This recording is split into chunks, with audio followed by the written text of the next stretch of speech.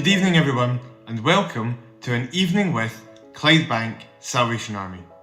It is a delight to welcome you to our Saturday evening event as we mark our 127th core anniversary. Tonight is an opportunity to look back over fond memories, celebrate the present, and look forward to an exciting future as we move through the rest of this year and into 2021. Tonight is also an opportunity to join in fellowship, even though we are very much the definition of scattered church this evening. If you are joining from other core, other churches, or perhaps even other countries, we are very pleased to welcome you into our fellowship and hope you enjoy what we have in store. Whether watching on Facebook or YouTube, you are encouraged to use and interact with the chat and comment function to join with others in fellowship across the evening. We have a number of solos and duets lined up from various members of our core, and we hope you enjoyed the opening march, Happy People, by Paul Drury. These items will be mixed with some interviews and archive items, which we hope you enjoy too. Before all that takes place though, please join me in a prayer. At the start of this anniversary weekend, we thank you, Lord, for our core. We praise you for all the joy we have known in this fellowship, and pray for all those who together make up this worshipping community of your people. We ask your blessing on all that is done this evening. May we be uplifted and encouraged in our walk with you as a result of meeting in this way. Amen. In a moment, Fiona Colvin is going to bring us the song I'm Still Hurting. This comes from the pen of musical theatre composer Jason Robert Brown, and in particular is from the musical The Last 5 Years. However, first, here is Andrew Laird with a clarinet solo, Ut Mot Havit. This translates as Out Towards the Sea, and it is a short, slow melody by Norwegian composer Edvard Fliflet Breen. It has a remarkable similarity to the tune The Old Rustic Bridge, for those who are familiar with this. Here is Andrew performing this beautiful solo last year at Paisley Abbey. We hope you enjoy.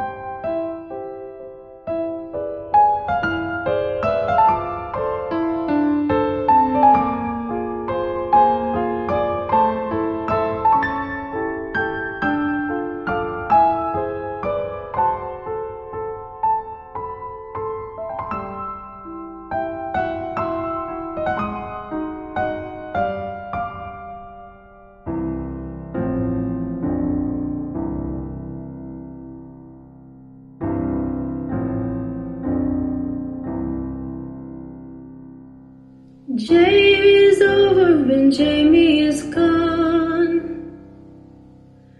Jamie's decided it's time to move on. Jamie's got new dreams he's building upon, and I'm still hurting.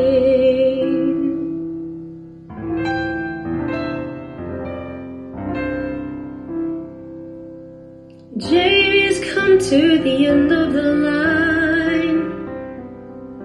Jamie's convinced that the problems are mine. Jamie is probably feeling just fine, and I'm still hurting.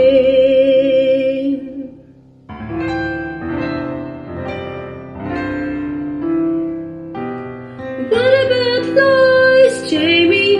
What about things that you swore to be true?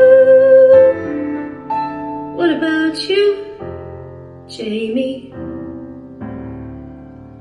What about you? Jamie sure something wonderful died. Jamie decides it's his right to decide. Jamie has secrets he doesn't confide, and I'm still hurting.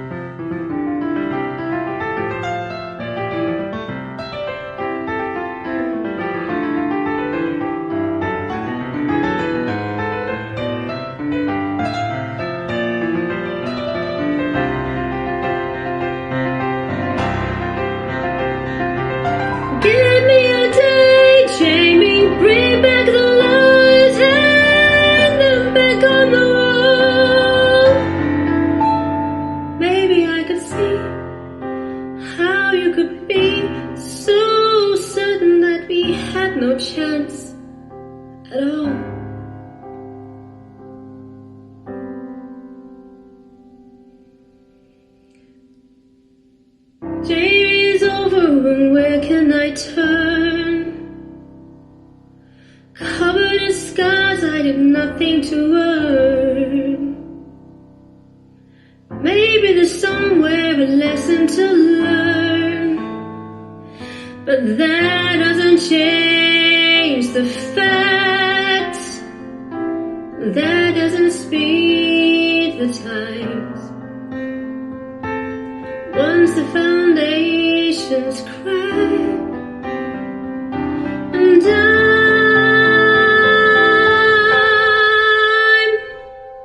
still hurting.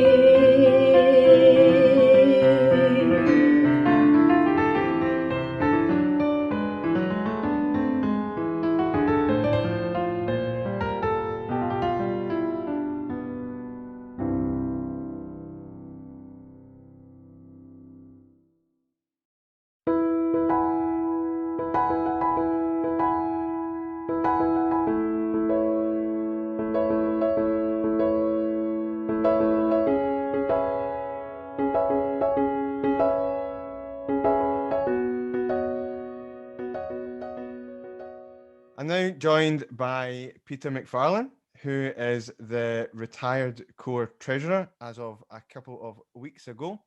And we're going to have a little bit of a conversation along the lines of past, present, and future of the core. An anniversary of any kind is often seen as an opportunity to both look back at what has been with some thankfulness and look forward to the future with trust. However, the present situation that we are currently living in is a very unique situation to be in. Everyone's experiences over the past few months have been very different depending on their individual circumstances. So, Peter, what has your lockdown experience been like? Well, it didn't start off particularly well.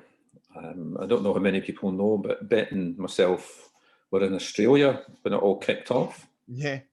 We did try to come home early, but that didn't work out because 2 days before we were due to fly back, the flight got cancelled.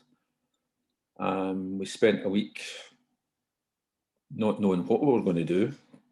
And then eventually we did manage to get a flight flying. Well, we were in Melbourne. We had to fly to Sydney and then to Singapore and London and Glasgow.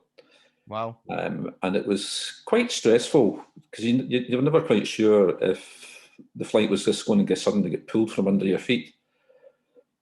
I suppose, we were fortunate we were staying with family. But it wasn't easy. We come home, and although there was no instruction to do so, we just decided that we would self-isolate for a fortnight. Yeah. And things have been reasonably okay since then. Yep. We've seen one or two people every week. We see my granddaughter maybe twice a week. Unfortunately, they've got a garden which we don't have. Absolutely. So it's been okay. You get a bit fed up at times. Sometimes you would just like to sit in the house and not do anything, but 7 days a week sitting in the house doing nothing is not recommended. So we do try and get out every day. Excellent. Yeah. No, that's good. Excellent. We've had an opportunity over the past few months or so to look back through some archive material, through Throwback Thursday, Worship from Home services, etc. We're going to have more opportunity tonight to have a bit of a look back as well. What are some of your fondest memories of Clydebank Core looking back? Yeah, well, I don't know. I mean, maybe like a lot of people, I'm not a lifelong Salvationist. I've only been, I can't even remember when I was enrolled, but it must be coming on for 20 years ago.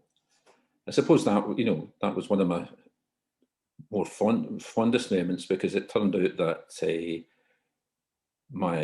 Bet's brother, who's sadly no longer with us, he came and did the enrolment. Mm-hmm. And her sister and her husband, they were involved as well. So it was very much a family affair. Yeah. And it pleased my late mother-in-law no end. She said that ever since I had come into their family, she had prayed that I would become a Salvationist. And I don't know if I feel completely a Salvationist. Many people may not know, but I'm actually an ordained elder in the Church of Scotland. I didn't know that at all. So that's hankers at the back of your mind. Mm. But yeah, that's probably the most favourable memory I have of Clydebank. There's lots of other memories which I would quite happily forget about. Things that have happened which don't reflect, never reflected well on anybody. Yeah. But there's been lots of happy occasions as well. Yeah. I think maybe the most recent happy one was when Lyndon Buckingham came. Yeah. And such a friendly guy. He was. And never in our wildest dreams did we think within a year he'd be back again. No, absolutely. Yeah. So that was good as well. Yeah. Peter, can I thank you for your time? You're It's welcome. been very good to have a little bit of a catch up and hear from you. And hopefully it's not too long until we're able to see each other in person in the hall when it's safe to do so.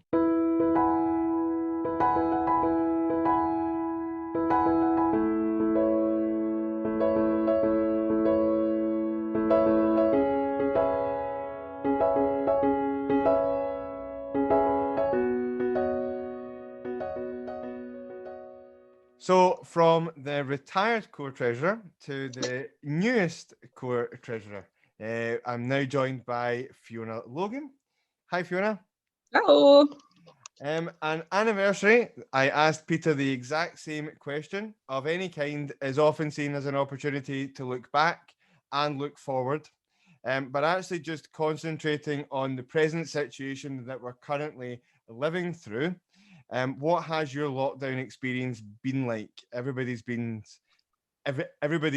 experience has been completely different, hasn't it? Absolutely. I'm sure there's been differences and similarities in it too, obviously. But, well, lockdown for me started, I was working at home for the first month and a bit until the 30th of April, when the majority of my company were then furloughed. So I wasn't working again until July, when I started going back there part-time. I was grateful still, and I still am, to have a job, through this whole pandemic. I'm grateful I'm still working at this point. Absolutely. Yeah, totally. So a lot of people haven't, including people in my work, unfortunately.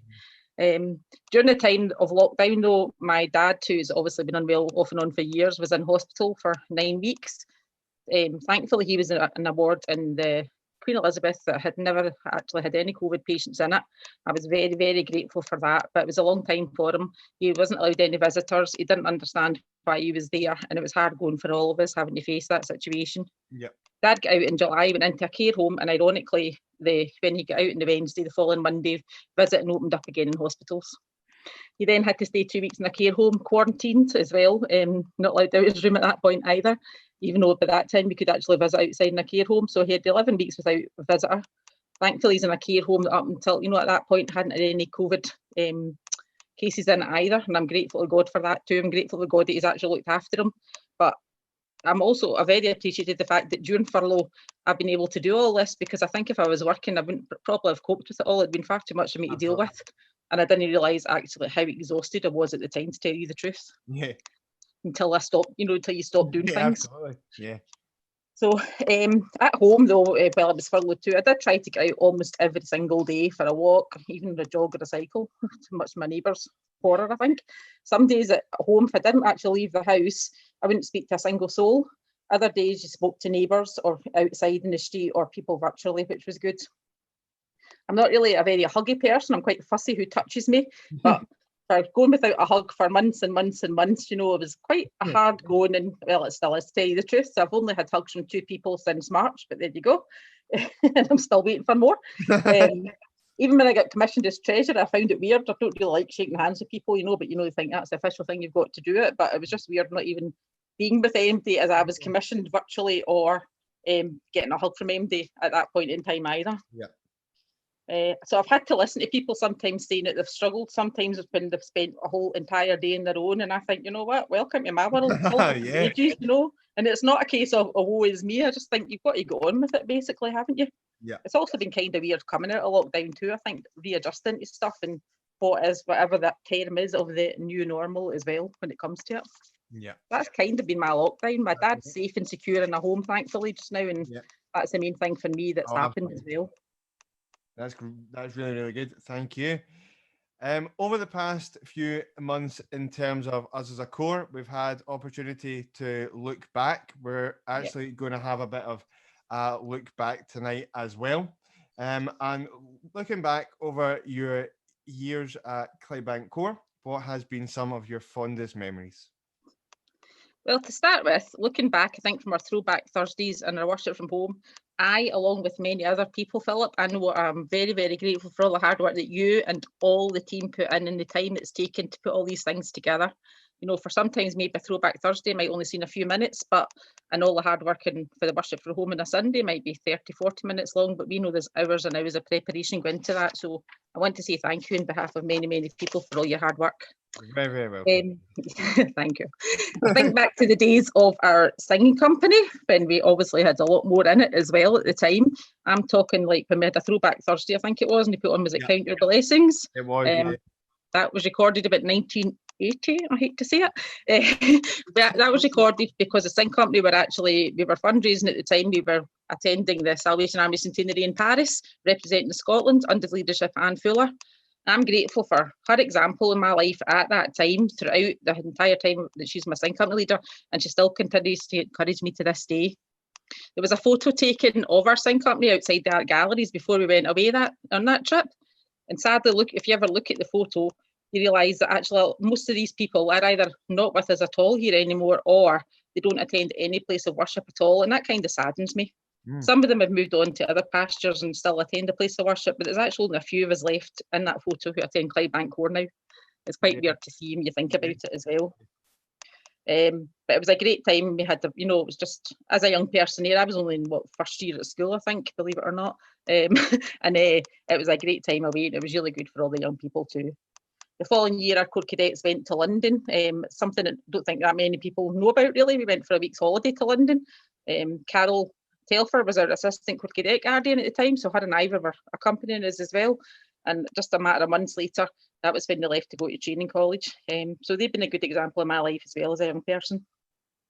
That's my looking back, really, the memories of it. It's been great to actually see these Throwback Thursdays, though. Some of the band pieces, songster pieces, a lot. I could go on and on for hours about it, but I'll stop there just now. You mentioned the songsters. Prior to being commissioned as Corps Treasurer, you were songster secretary. Thinking particularly about your time as a secretary and just being in the songsters in general, any highlights of your time in songsters?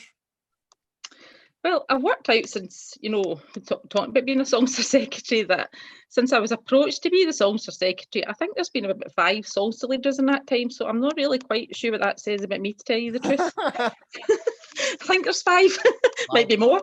We've had some great weekends away with the songsters. Obviously, we're worshipping Sunday and practicing that. Sometimes you think going to practice is an effort, but I think a lot of people are now realising how much they miss the fellowship of band practices, songster practices and stuff like that too, and meeting up on a Sunday due to the circumstances. So some of the great weekends away that I remember with the songsters, before I was the songster secretary, we did a campaign in Wick a good few years ago, an Easter campaign, and it was led by who is now our new territorial commander, Anthony Cottrell. It was a great weekend. We toured around there, went a few different corps. We had March of Witness in the street and all that for Easter. It was just quite phenomenal and something I'll not forget, and I know it meant a lot to a lot of our songsters as well. We've attended the Gospel Arts a couple of times, once I think during the time when I was songster secretary, and before that too, and I think Bet was a leader at the time when we attended it in, I don't know, about 2011, 12, something like that, I think, I'm not quite sure. We travelled down there with Hamilton songsters, shared a coach with them. Some of our songsters chose to make their own way, like fly down, things like that too. It was great to be part of such a big event. Anybody that's actually attended that event knows what it's like, and just to be there, to be in amongst other Salvationists in the Royal Albert Hall is quite a phenomenal event, and really worth doing if anybody ever gets the chance. And lately, of course, as the Songster Brigade, we travelled to Wales for Morrison Songster special anniversary as well. It was a really good weekend. I think this celebration on the Saturday night in that big church was just phenomenal to see songsters from every part of the UK taking part. Songsters, obviously, through my time, as I say, they've been through a lot over the years. They've been through good, they've been through bad, but we've a group there who want to be part of the section. It's great to know that. They stand firm through thick and thin. And I know that's appreciated by me, and I'm sure I want to thank them for their support when I was Songster Secretary, and even though I'm not anymore, just for their ongoing support through it all. And I'm sure plenty of other leaders feel the same. So that's really my highlights of being in the Songsters like that. I could go on and on as well, but I'll not bore you totally. Well, we're actually in a little moment or two going to watch a highlight compilation that we've put together of some of the archive footage of the songsters. However, before we do that, kind of looking back, I just wondered if one final question. You'll be glad to know. One final question. Looking forward, over the time that we've been in lockdown, COVID-19, etc., I've heard quite a lot of folk mention that it's been a good opportunity to pause, to take stock of where we're at, to evaluate, not just in a kind of church or a core setting, but just in general. As you do that, and as we do that as a core, I wondered if I could ask, what are your hopes and aspirations for Clydebank Core as we emerge out of 2020 and into hopefully a slightly more positive 2021? Well, it's been said so many times recently, who'd ever expected a time like this? You know, we've all had time to look back and look forward. And I must say, I did feel old, Philip, when you asked me to look back at an anniversary. There's always people who are old that do these things, so I can look forward as well, okay? Excellent. My thoughts recently have been very much on those of our core, actually, who don't have internet access. You know, some of our elderly, mainly, and receive a hard copy of our Worship from Home document every week. Many of those people are those who will attend our core every week. They're very supportive of all the events that take place. They really miss the chance of, you know, being able to meet up and things like that too. So it's not enough to say, okay, they don't have internet, we'll not bother with them, which is not what we're doing, because, you know, people are phoning them up and our carers are, thankfully, and stuff like that, and they're getting the copy of the programme every week, thankfully. But I hope these people, if possible, are some of the first ones that we can welcome back into our core.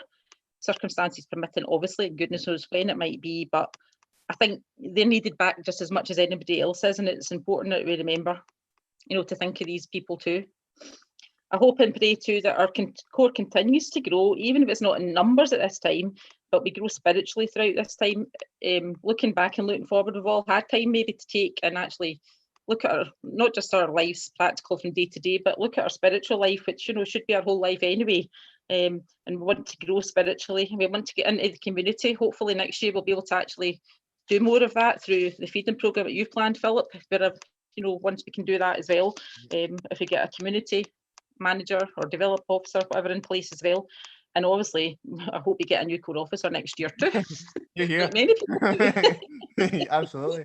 But getting involved in the community, I think, definitely has to be our priority. Yeah. I still also believe, you know, having discussed our musical sections, that they are very important in our core. You know, it doesn't just not the band, songsters, YP band, sing company, but, you know, many people involved in these things, it's their ministry, and it means a lot. They get a lot out of it, as do those who listen. I believe going forward that we have to have a mix of what we would term as contemporary and traditional worship, as we've got such a range of ages at our core. It's hard to cater for everyone at the same time, obviously, so we could have a mix. Yeah. And obviously now in my new role, I hope that and pray that our core will continue to be financially stable too. And I'm very grateful to everyone who's continued to give, who gives every week, every month, and has continued to give throughout this pandemic, because it's so easy to say, no, I'll just stop that for now. But we've made opportunities for people to give, those who already continue to pay by standing order and through our gift programme as well. I look forward to everyone meeting together once again. We have no idea when or how exactly that might be. But in the meantime, we must continue to look out for each other. We must continue to support each other, so that when we do eventually get back together, when all this is over, we continue to show that love and that care for each other that we've tried to do virtually just now, and is the best we can. Yeah. And my prayer for the core is, it's just my prayer for me as well, that it's words that I thought of when we talked about the future, just to sum up, says, and this is for our core as well: for the far future I cannot see, promise your presence, travel with me. Sunshine or shadows, I cannot tell. You know I love you, all will be well. And I think that's something that we should all take forward into the future, to know that God loves us, we love him, and yet all will be well regardless of the situation. Well, I couldn't have said it any better myself. We are, as I said, going to have a little bit of a listen to some archive footage from the songsters, and then we've got 3 more items. Kyle Escalante is going to sing a solo, Every Move I Make, which is a Hillsong song, so that'll be after the songsters. Then my dad, aka David Henderson, is going to play Schubert's Impromptu in A flat, And then the final bit of the segment is a vocal duet from Ian and Janet French, who are going to sing My God is Real by Kenneth Morris. Before all that happens, here is a trip down memory lane with the Songsters.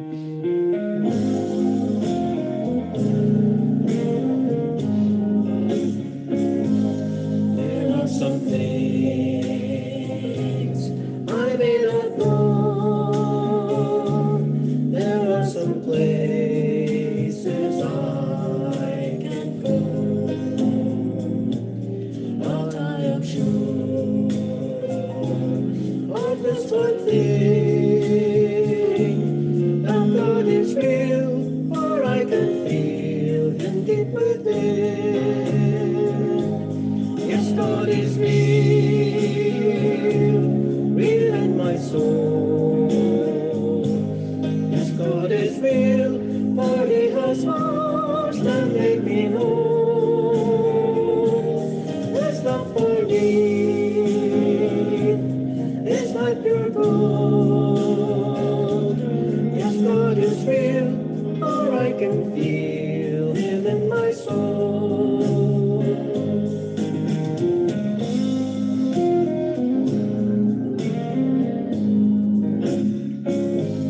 Some folks may doubt, some folks may scorn, walk and desert and leave me alone. But as for me, I'll take God's part, for God is real, and I can feel him in my heart. Yes, God is real, real in my soul. Yes, God is real, for he has washed and made me whole. His love for me is like pure gold. Yes, God is real, for I can feel him in my soul. Yes, God is real, real in my soul. Yes, God is real, for he has washed and made me whole.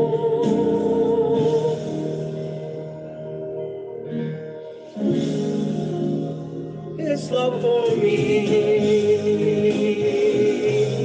is like pure gold.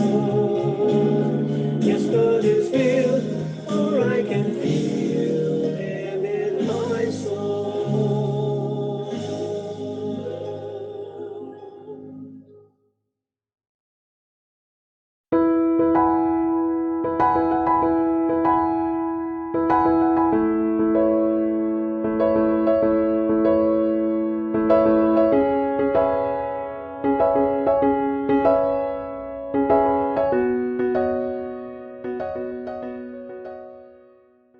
In a short moment, we are going to watch some footage from the band's 3 tours to Denmark, Iceland, and Sweden. However, before we do, to talk about these tours and other happy memories of being bandmaster, I'm now joined by retired bandmaster Peter Fuller. Hi, Peter. Hiya. So you were a bandmaster for a significant period of time. What were some of your highlights over that time? Well, Philip, I took on the bandmaster's job in 1974 because the previous bandmaster had moved away for work down south. And to be honest, at that time, I much preferred to play. I didn't really want to be wagging the stick.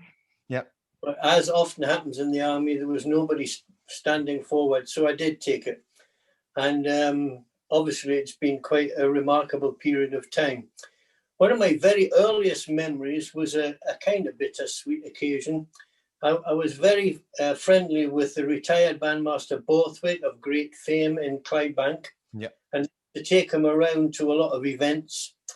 On one occasion, I took him to Hamilton for a joint band festival, and someone asked him to take his favourite tune, which was Rimington, which he stood up and took. And as I watched him, he was getting slower and slower. And he finished the tune, sat down next to me and collapsed over my lap and was promoted to glory instantly. Well, for a young man, which I was, it was quite an occasion. However, I had two thoughts later on. It was a fantastic end to a fantastic guy's witness.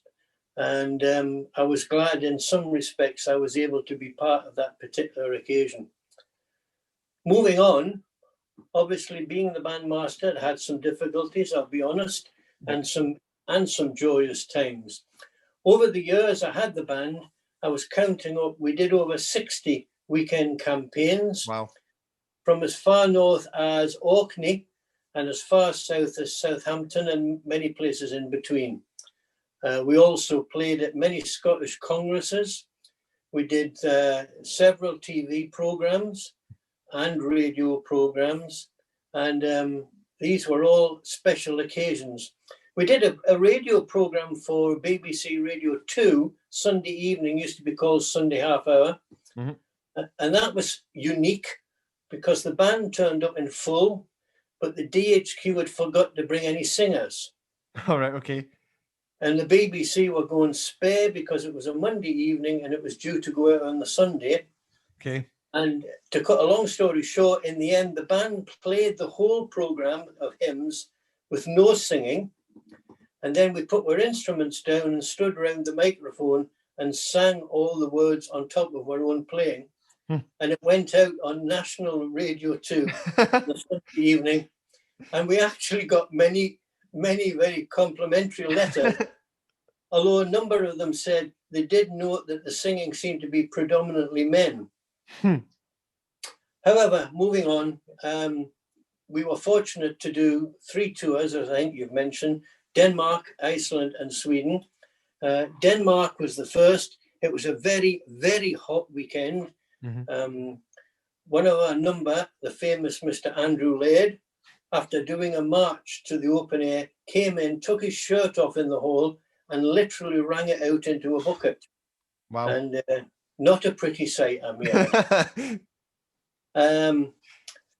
So we did the weekend there. One of the notable things about that, strangely enough, was on the return home.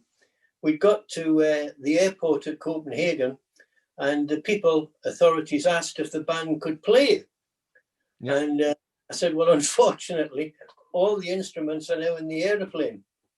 So they said, oh, we need to do something. So, as is our will, we sang.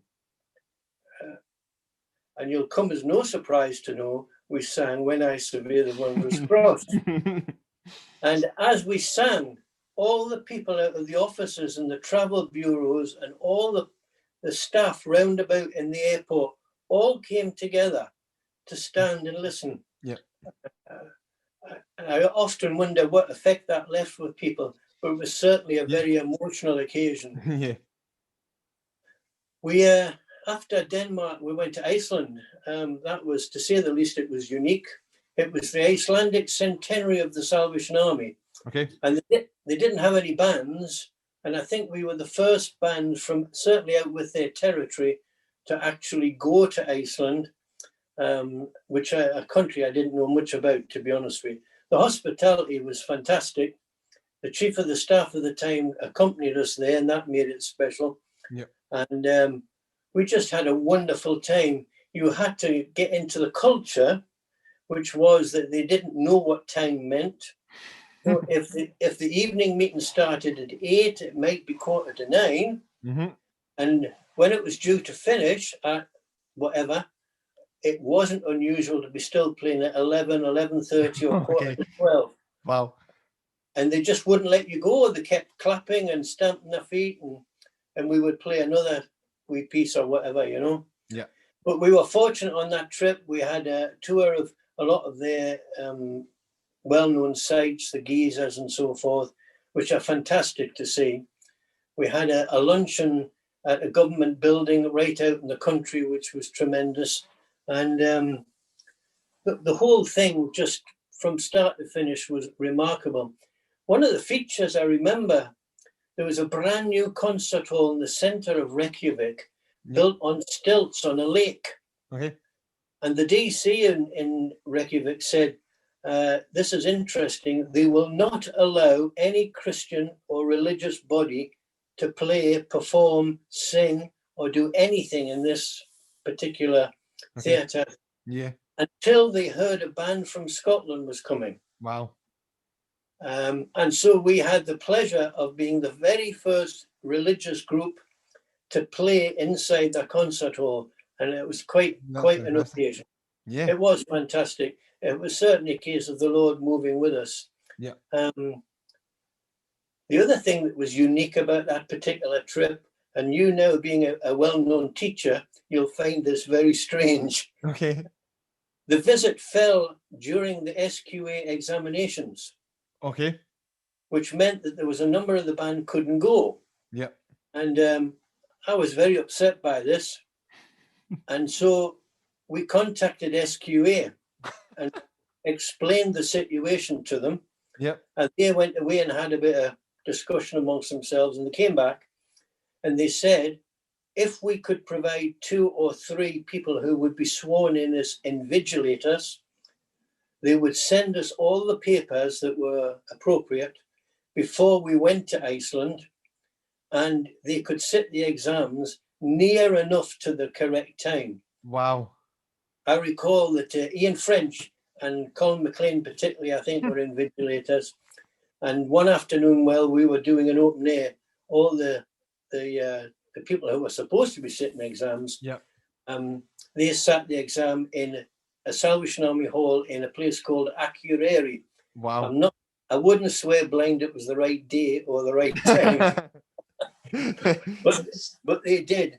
And the thing that was fantastic about that, do you know, Philip, we came back and everybody that sat in exam in Iceland passed with flying colours. There you go. So somebody must have been helping them somewhere. And then the last of the three was Sweden. Yeah. We flew to Stockholm and we visited. It was a trip which had a lot of moves. We sometimes did 2 and 3 programs a day in different cities and towns. Wow. It was extremely tiring. Yeah.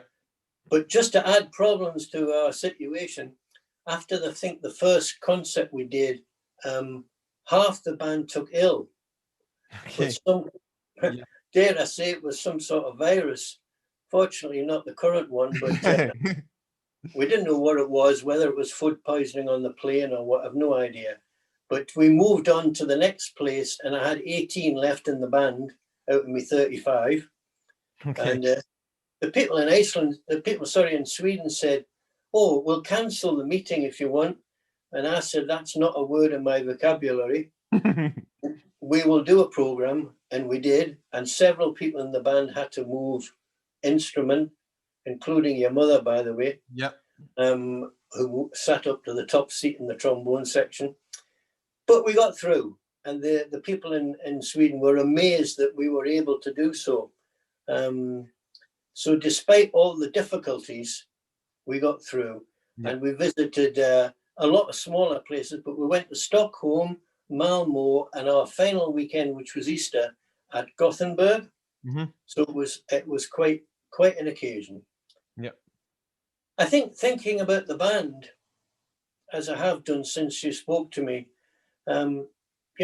this might sound a bit strange to you, but if I'm talking about special occasions, one of the things I guess will always live with me is our Sunday morning devotional benediction. Yep.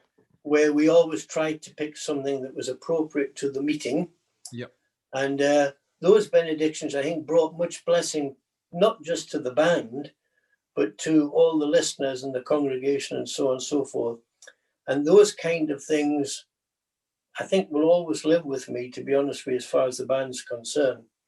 I was also thinking today of the band I took on, who was left when I left, if you see or when I retired. Yep.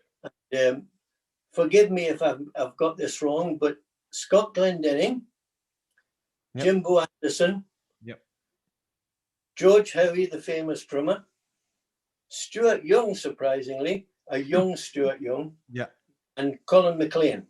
I think that's the 5 best I can imagine that were there right throughout my time. But it was a fantastic time. But I have to say to you that I enjoy, not at the moment, but normally, I enjoy coming down and playing my part on the horn and still feeling that I am part of the organisation and can do my best. My playing's probably not as good as it was, but there we go. I still try and put in a part and be useful within the band.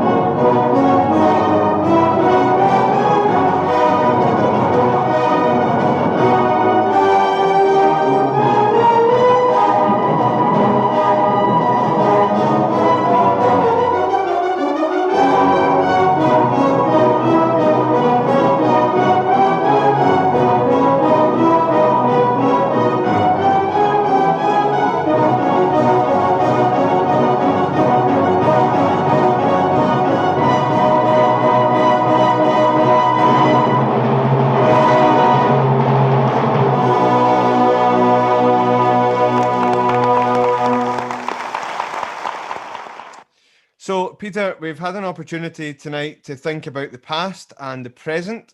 However, looking forward, as we emerge, hopefully fairly soon, from the other side of COVID-19, what would your hopes and aspirations be for Clydebank as we move into our 128th year?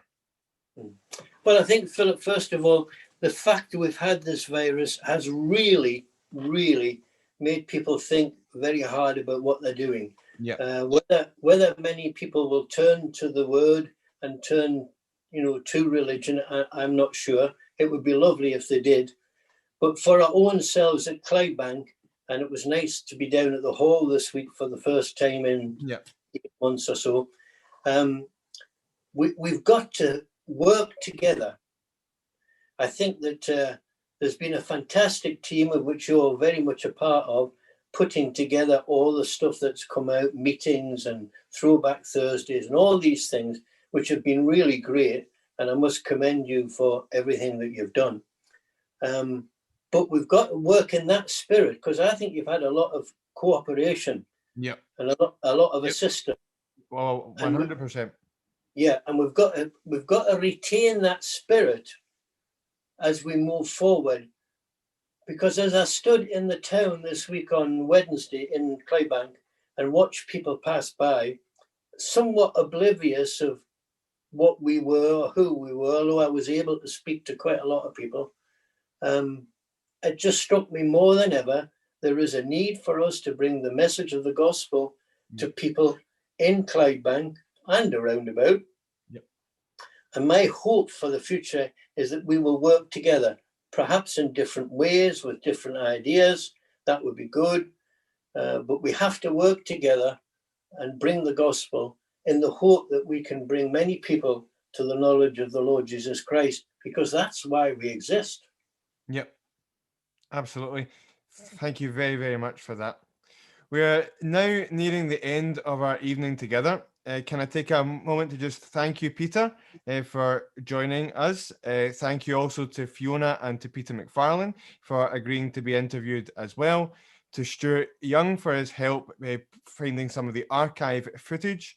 The social media and Worship from Home team for their hard work in putting tonight, this weekend together, and to our many soloists and participants across the evening. Thank you to you all. Before we finish, there are 2 more items, and then Major Chris Connolly, who along with his wife Linda is our special guest for the weekend, will bring our evening together with a closing thought. In a moment, we will listen to core pianist Ron McIntosh, who is going to play What a Wonderful World. But first, here is Matthew Fuller with Paul Lovett Cooper's tenor horn solo, An Untold Story.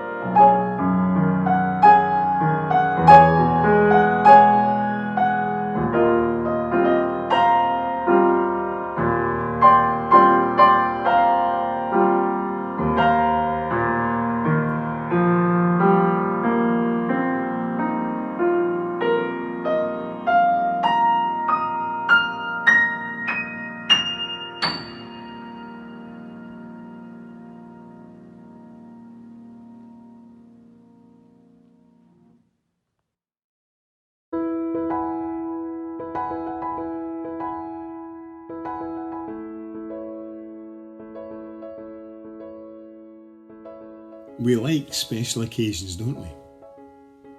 We love celebrating birthdays, wedding anniversaries, all manner of events. And as Christians, we love celebrating too. At Christmas, we celebrate the incarnation of the Christ child. At Easter, we celebrate the resurrection of the risen Christ. And at Pentecost, we celebrate the birth of the Christian church. But this weekend, we are celebrating the ongoing ministry of Clydebank Corps. 127 years. Now that's something to celebrate. That's something to take note of. Something to make us stop and think and remember those who were called and led by the Holy Spirit to step out in faith 127 years ago and establish Clydebank Corps as a vibrant, relevant worshipping community. Tomorrow morning, we will take time to remember some of those wonderful stories of grace, of lives being transformed, of the victories that were won. But we will also look forward with anticipation and hope of what is yet to come and our part in accomplishing it. Now, Paul wrote to the church at Corinth in his first letter, chapter 12 and verse 27, these words, and are a great reminder for us today. Now, you are the body of Christ, and each one of you is a part of it. What significance does that have for you, the Christians at Clydebank Corps today? Tune in tomorrow and find out.